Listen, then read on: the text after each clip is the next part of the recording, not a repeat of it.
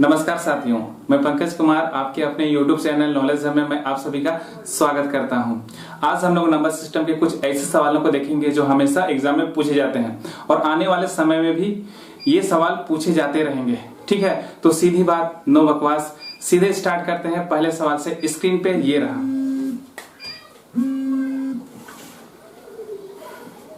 आप देखिए पहला सवाल, इसमें कहा गया है, पहले सवाल में आप देखेंगे तो इसमें कहा गया है कि एक संख्या अपने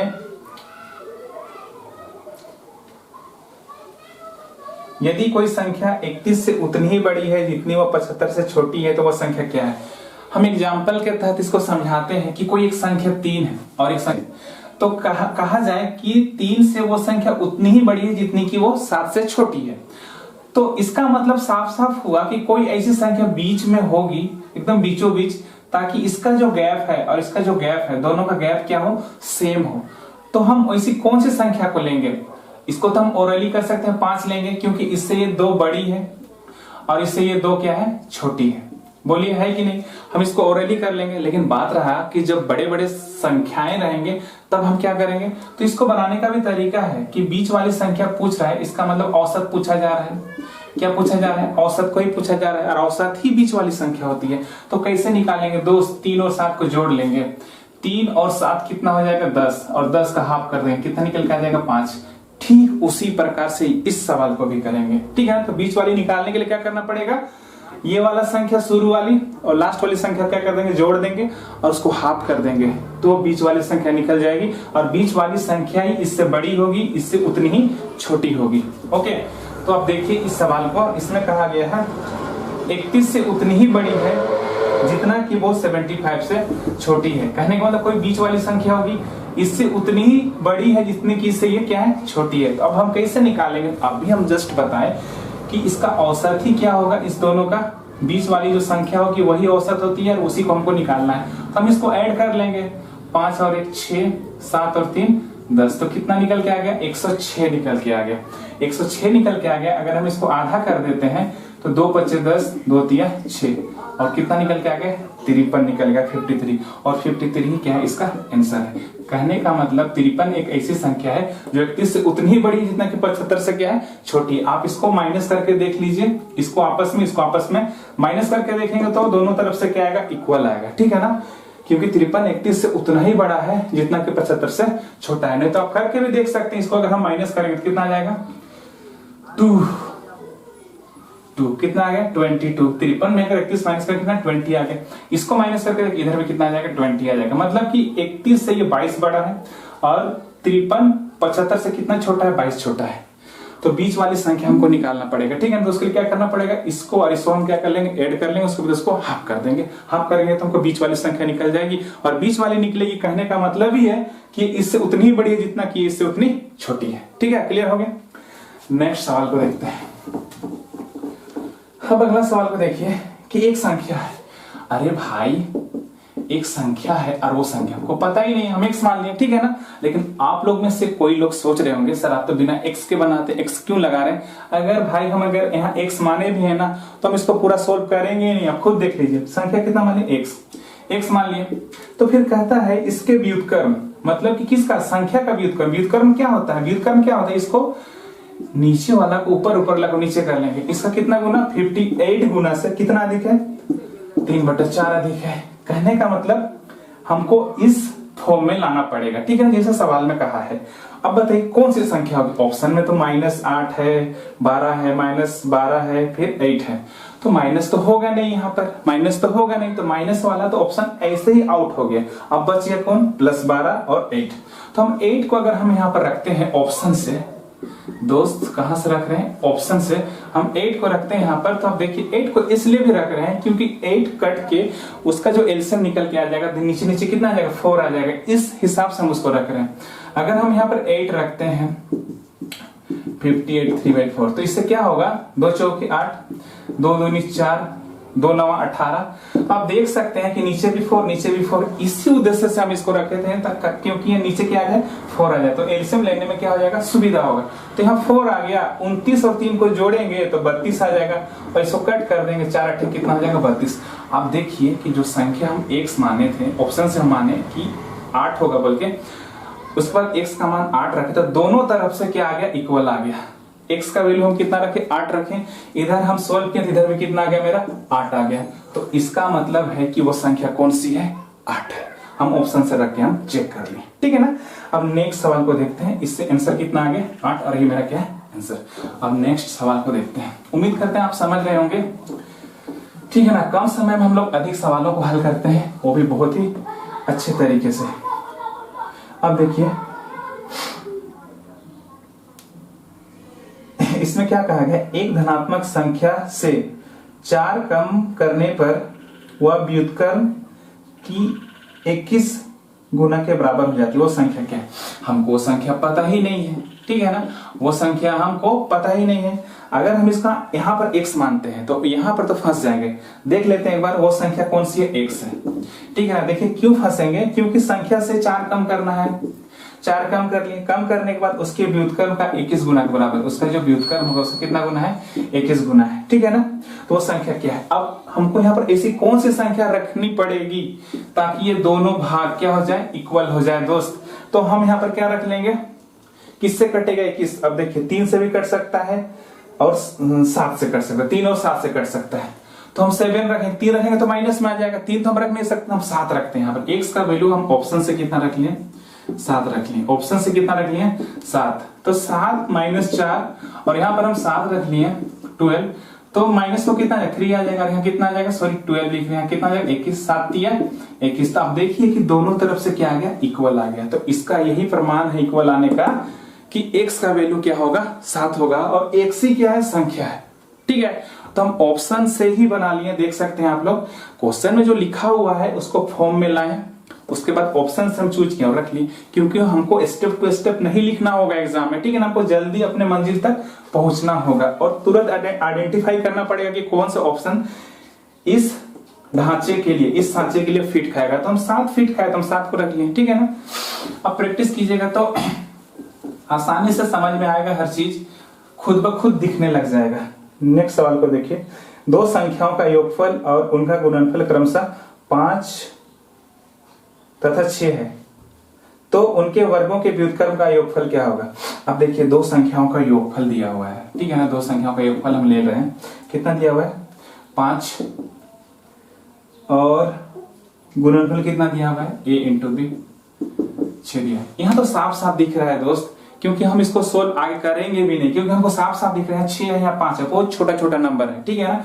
तो रास्ता ना छोड़ा जाता है हम लोग के लिए कि आप जल्दी से बनाइए बोल के। अगर आप वो रास्ते को नहीं देख पाइएगा तो भटक जाइएगा।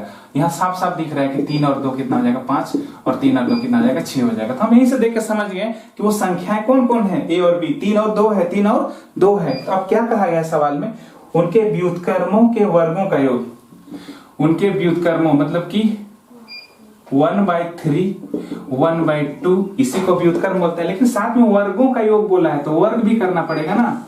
व्युत्क्रम करने के बाद क्या करना पड़ेगा, वर्ग करना पड़ेगा। तो अब साफ साफ देखिए, अगर हम ऐसा करते हैं तो 1 × 1 3 × 3 9, फिर यहाँ देखिए 1 × 1 2 2 4। अगर हम इसको सोल्व करते हैं तो 4 × 4 9 × 9, 4 + 9। आपको मालूम है इसे सवालों को कैसे हल किया जाता है, 4 × 4 9 × 9 और 9 चौके 36। तो कितना आ जाएगा 13/36, मतलब 13 कितना निकल के आ गया 36 निकल के आया। और किसमें ऑप्शन है, ए नंबर में ऑप्शन है, और ये क्या हो जाएगा मेरा आंसर। अब देखिए ऐसे सवालों को ऐसे हल किया जाता है, ठीक है ना। अब नेक्स्ट सवाल को देखते हैं हम लोग। नेक्स्ट, ठीक है, इसमें भी क्या कहा गया है कि 2 संख्याओं का योगफल, 2 संख्याओं का योगफल कितना दिया हुआ है 12 है, और उनका गुणनफल कितना है, उनका गुणनफल दिया हुआ 35। हम तुरंत आइडेंटिफाई कर लेंगे, योगफल 7 × 5 = 35 होता है, मतलब 7 × 5 = 35, और ये कितना हो जाएगा 7 और 5 कितना होता है 12 होता है। तो फिर उसका क्या है, उनके व्युत्क्रमों का योगफल है, उनके व्युत्क्रमों का योगफल मतलब 1/7 + 1/5। तो 5 × 5 7 × 7, मतलब 5 × 5 और 7 × 7। इसमें वर्गों का योग नहीं पूछा है, और नीचे 7 × 5 कितना हो जाएगा 35, और जोड़े कितना 12/35। हम देख के ही लिख सकते थे 12/35, क्योंकि यही आंसर होगा। क्योंकि 12/35 हम देख के इसलिए लिख सकते थे क्योंकि इसका व्युत्क्रम लिखेंगे संख्या का a 1/a + 1/b। तो अब देखिए यहाँ पर इसको अगर हम हल करते हैं तो a + b a/b आ जाएगा, ठीक है ना। तो हम अलग अलग तरीके से बताएंगे तो आप लोग को कंफ्यूजन होगा, इसलिए हम एक ही तरीके से बता रहे हैं कि हम आइडेंटिफाई कर लेंगे वो संख्या कौन सी है, 7 और 5 है। हम इसके व्युत्क्रम को कुछ जोड़ लिए, कितना निकल गया 12/35। नहीं तो ऐसे भी कर सकते हैं 1/a + 1/b। इसको हल कीजिएगा तो a + b/a into b आ जाएगा। तो a + b की मेरे पास कितना है 12 है और a into b कितना है 35 है। तो यहाँ से क्या निकल के आ जाएगा आंसर। आप ऐसे बनाइए या फिर ऐसे बनाइए, बात बराबर है, ठीक है। हम नेक्स्ट सवाल को देखते हैं। अगला सवाल है, अब इस सवाल को देखिए आप, इसमें आपको ज्यादा क्लियर हो जाएगा कि 50 को दो भागों में बांटना। एक भाग को हम x मान लेंगे, दूसरा भाग को हम 50 - x मान लेंगे, क्योंकि 50 में से एक भाग x हो चुका है और दूसरा भाग कितना 50 - x है और उनके व्युत्क्रमों का योगफल 12 है। बोला कि उसके व्युत्क्रमों का जो योगफल है वो कितना है 12 है, 1/12 है, सॉरी 1 कितना है 12 है, ठीक है ना। तो ऐसी कौन सी संख्या हम x की जगह में रखें, ऐसी कौन सी संख्या x के जगह में हम रखें कि 1/12 आ जाए। तो 1/12 आने के लिए तो एक बात बताइए, 1/12 आने के लिए ठीक है ना, अगर हम x का मान यहाँ पर 12 रख देते, हमको दिखाई दे रहा है यहाँ पर 20 रख लेते हैं, ठीक है ना, क्योंकि 20 और 30 60 हो जाएगा, तो 60 होगा तो फिर 12 आ जाएगा। यहाँ पर फिर कितना रख लिए, 30 रख लिए, सॉरी 20 रख लिए, क्योंकि x को हम कितना मान लिए 20 माने, तो 20 यहाँ पर रख लिए, 20 यहाँ पर रख लिए। उससे क्या फायदा होगा, उससे क्या फायदा होगा कि 1/, अगर हम 20 करते हैं तो 1/, कितना आ जाएगा 30। 1/12 हमको लाना है, अगर आ गया तो सही है, नहीं तो फिर दूसरा ऑप्शन रख के चेक करना पड़ेगा, लेकिन हमको दिखाई दे रहा है इसलिए हम रख लें इसको। तो 20 और 30 का जो एलसीएम निकल के आ जाएगा, क्रॉस मल्टीप्लाई कर लीजिए इसको, 30 का 30 और 50, 30 दूनी 60, 30 का 30 और 20 का 20 और 30 दूनी कितना आ जाएगा 60, और इधर कितना है 1/12। अब देखिए 50 बटे कितना है 30 दूना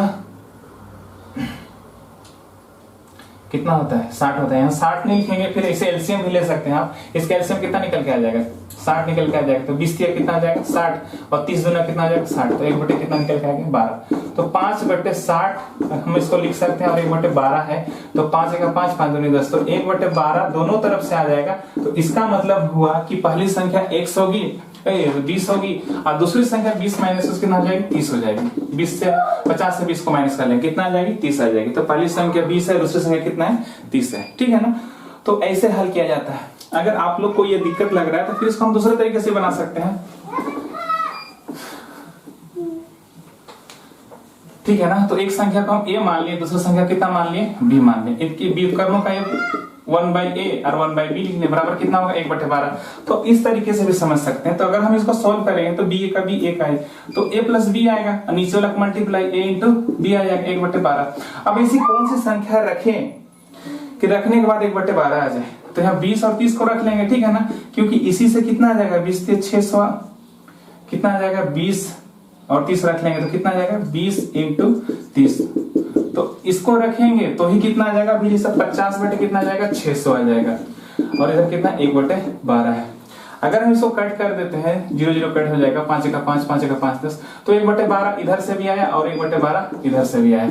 बोलिए, तो हम इसे a और b भी मान के इसको बना सकते थे, ठीक है ना। हम x मान लिए, हम a और b भी मान सकते थे।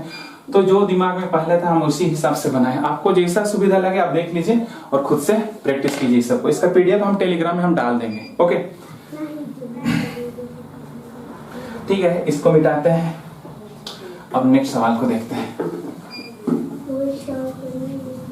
अब नेक्स्ट सवाल को देखते हैं। 27 को इसे दो भागों में बांटना है, 27 को, ठीक है ना, कि पहले भाग का 5 गुना और दूसरे भाग का 17 गुना दोनों मिलकर 195 के बराबर हो। तो पहले भाग और दूसरे भाग का अनुपात कितना है। तो अगर हम यहाँ ऑप्शन से देखते हैं कि उसका 5 गुना करना है और उसका 11 गुना करना है, तो एक ही ऑप्शन आपको दिखाई दे रहा है 17 और 10। आपको आप बोलिएगा क्यों ऐसा, क्योंकि 17 × 5 = 85 होता है, ठीक है ना। 17 × 5 कितना होता है 85 होता है, और ये कितना हो जाएगा 110 हो जाएगा। वही मिलके कितना हो जाएगा 195 हो जाएगा। हमको दिखाई दे रहा है कि इसका 5 गुना बोल रहा है, इसका कितना गुना बोल रहा है, ऑप्शन से हम ले लिए, इसका 5 गुना, इसका 7 गुना। 17 × 5 = 85 और ये कितना हो जाएगा 7 गुना नहीं 11 गुना है, ठीक है ना। तो कितना हो जाएगा 110, तो कितना हो जाएगा ये 195। क्योंकि गुना करने के बाद कितना आना है, सवाल में कहा गया 195 आना है बोला है, इसीलिए हम इसको 17 और 10 को लिए। आप दूसरी संख्या को लीजिएगा तो इतना नहीं आएगा, इसी में ऐसा आएगा, ठीक है ना।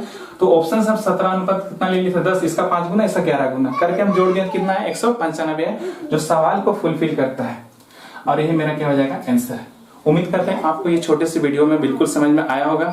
ऐसे हम कुछ अच्छे सवालों को लेकर लाएंगे जो एग्जाम हमेशा पूछे जाते हैं और आने वाले समय में पूछे जाएंगे, ठीक है ना। अगर आपको आज का वीडियो पसंद आया है तो मेरे चैनल को प्लीज सब्सक्राइब कर दीजिए और अपने दोस्तों को जरूर शेयर कीजिए। तब तक घर पे रहिए, सुरक्षित रहिए और खुश रहिए। बाय।